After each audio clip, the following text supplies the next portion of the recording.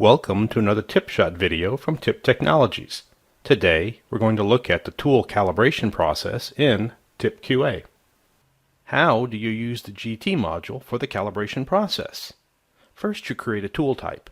That's done on the initial setup of the module. Tool types are a way to group tools together. Once that's done, you don't need to do it again. You just associate like tools to that type. Now, you're ready to enter a tool using GT Master. This is the master list of gauge and tool records, also called assets. After that, you need to enter criteria, common or specific, that represent what you're going to test for, naming it appropriately.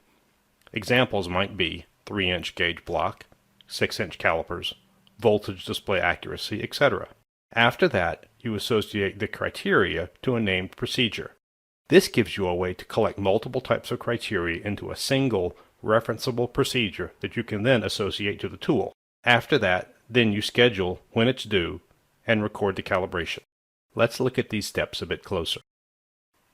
A GT type is a way to group and organize tools. With different screen layouts, custom escalation settings, required field settings, and many more options, you can set up a GT type to customize how a group of tools or assets are managed. The most obvious way and reason to keep different tool types is having one for company-owned equipment and another for government property control. Restrictions can be placed on search parameters so that if someone doesn't have the right to see government property records, searches in the database won't disclose any results from that GT type. GT Master is next. This is where records for the tools, or assets as they're called here, are entered. Asset numbers, descriptions, locations, when placed in service, skill levels required to use the asset, serial numbers, cost, calibration / inspection records, and whether the asset is part of a test station can all be entered and managed here, plus many more fields depending on your needs and requirements. Criteria in the Gauge and Tool module come in two basic classifications, common and specific types.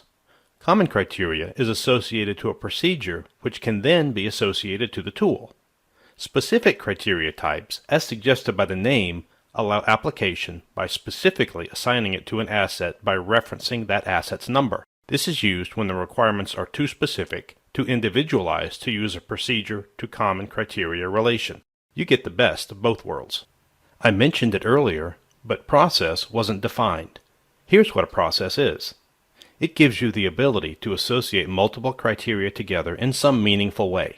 This way, when you get a new gauge block set, for instance, you can associate that gauge block procedure to the set which would have the criteria for the 1-inch measurement, 2-inch measurement, 3-inch measurement, and so on, rather than associating each criterion to the gauge block set one at a time. One procedure associated with the tool includes all necessary individual criterion for that set. You can create procedures for calipers, oscilloscopes, test benches, or anything that has multiple but the same criteria for each asset. When an asset is found to be out of tolerance, the Gauge and Tool module can be configured to generate a nonconformance to document that directly from GT.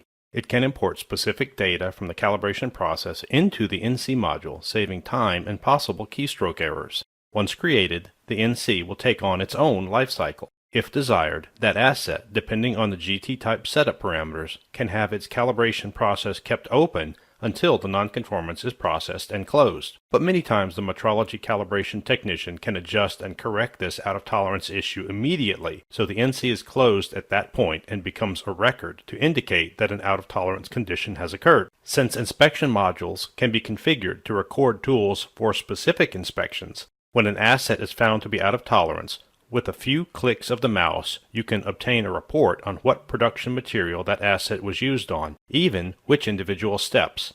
For a torque wrench, this means granularity down to the individual opcodes it was recorded against for each production assembly it was used on.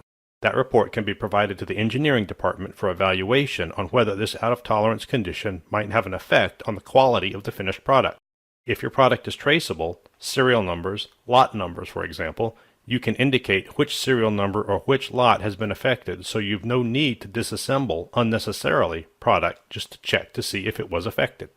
Thank you for watching this tip shot on the Gauge and Tool calibration process. To learn more about TIPQA, the QMS software solution, please visit us at www.tiptech.com.